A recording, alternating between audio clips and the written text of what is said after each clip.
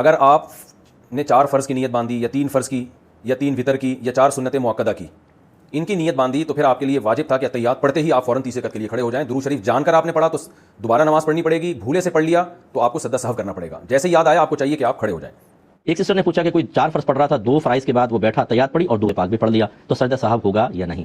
دیکھیں اگر اس میں یہ ہوتا ہے کہ اگر پورا جملہ ہو گیا اللہم صلی علی محمد، یہاں تک آپ پہنچ گئے، سجدہ سہو لازم ہوگا. یا بعض سیدنا کا اضافہ کرتے ہیں تو اللہم صلی علی سیدنا کہا، بس اتنا، محمد بھی چاہے نہیں کہا، یہ پورا جملہ بن چکا ہے. اللہ تعالیٰ ہمارے سردار پہ درود نازل فرما، سجدہ سہو لازم ہو جائے گا.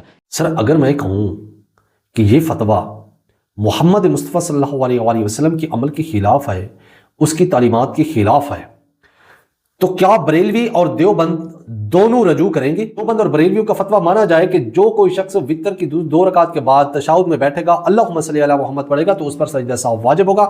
تو اس کے فتوے کے مطابق رسول اللہ صلی اللہ علیہ وآلہ وسلم پر سجدہ سہو واجب ہونا چاہیے تھا. حضرت عائشہ رضی اللہ تعالیٰ عنہ فرماتی ہے کہ آپ صلی اللہ علیہ وآلہ وسلم تشہد مکمل پڑھ کر کھڑے ہو گئے، پھر 9ویں رکعت پڑھی، پھر تشہد مکمل پڑھا اور پھر سلام پھیرا. اب ان کا فتویٰ ہے کہ جو تشہد میں اللہم صلی علی محمد پڑھے گا اس پر سجدہ سہو واجب ہے، اور رسول اللہ صلی اللہ علیہ وآلہ وسلم تشہد وتر میں 8ویں رکعت میں یعنی کہ 1 رکعت سے پہلے مکمل پڑھ رہے ہیں کہ یہ اپنے بابوں کو رسول اللہ صلی اللہ علیہ وآلہ وسلم کے آگے لے کر آتے ہیں اور رسول اللہ صلی اللہ علیہ وآلہ وسلم کو پیچھے چھوڑتے ہیں، یعنی کہ ان کی تعلیمات کو.